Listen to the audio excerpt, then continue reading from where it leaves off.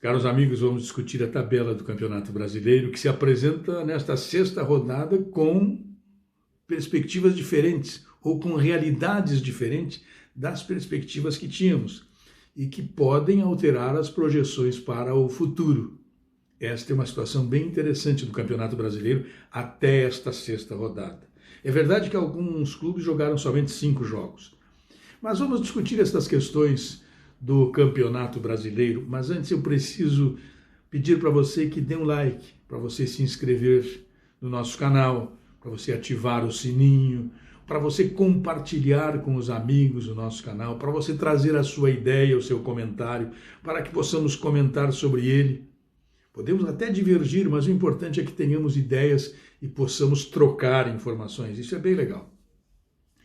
O Campeonato Brasileiro ele apresenta como peculiaridade inicial a seguinte situação.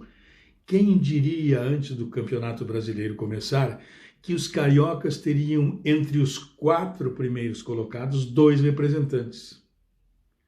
E entre os 2 representantes não está aquele que era o puri de 10, que era quem se dizia que tinha a possibilidade clara, nítida de ser campeão brasileiro, que hoje até permanece com esta possibilidade, mas já se olha com algum constrangimento, com algum cuidado sobre o desempenho do Flamengo. Este é o Flamengo. E os outros 2 são Vasco da Gama e Fluminense, 3º e 4º colocados na competição. São Paulo tem o São Paulo, que saiu machucado do Campeonato Paulista entre os 4 primeiros. E o Internacional, que sai machucado do Campeonato Gaúcho, é o primeiro colocado da competição. Vejam bem que o Campeonato Brasileiro apresentando aí peculiaridades bem interessantes. Nós podemos também, nesta análise do Campeonato Brasileiro, registrar que o Internacional marcou até agora 10 gols na competição e sofreu 2, tem um saldo de 8, perdeu um jogo. O Grêmio marcou 3 gols, sofreu 2, não perdeu, mas empatou 4 vezes. São números assim bem interessantes para serem olhados, analisados, pesquisados. Por que isso acontece? Por que não acontece? O que está havendo para que estes números tenham sido apresentados? Será pelo fato de que os estádios não podem receber público e a partir daí os campos se tornam neutros, os locais dos jogos e a presença do torcedor? É uma análise, é um fator para ser observado. Mas a tabela do campeonato ela está assim disposta. O Internacional é o primeiro com 15. Eu tenho que ler porque são 20 classificados, né?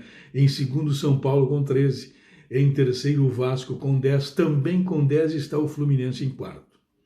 Depois aparece o Galo com 9 pontos em quinto lugar. O Palmeiras está em sexto também com 9.